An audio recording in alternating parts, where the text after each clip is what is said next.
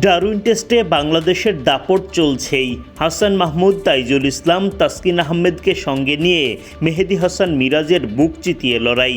মিরাজ তুলে নিলেন 50। দলীয় 400 রান পার করা বাংলাদেশের লিডও পেরিয়ে যায় 200 রানের গণ্ডি। আগের 2 দিনের মতো 3 নম্বর দিনেও ড্রাইভিং সিটে বাংলাদেশ।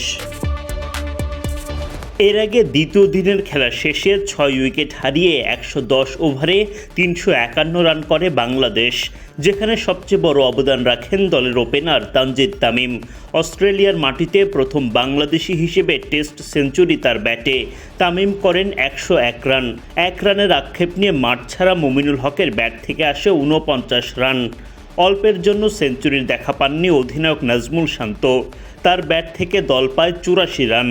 দ্বিতীয় দিন শেষে মেহেদী হাসান মিরাজ 32 ও 76 বল খেলা হাসান মাহমুদ 13 রানে অপরাজিত থাকেন।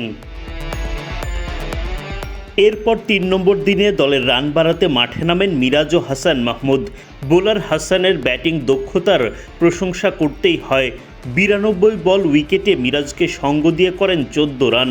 হাসান যখন উইকেট ছাড়েন তখন তিনি মিরাজের চেয়ে 12টি বল বেশি খেলেন। 354 রানে সপ্তম উইকেট হারায় বাংলাদেশ। ভেঙে যায় মিরাজ হাসানের 46 রানের জুটি। তাইজুল ইসলাম 23 বলে 17 রানের অবদান রেখে মাঠ ছাড়েন। তিনি আউট হন জশ হ্যাজেলউডের বলে।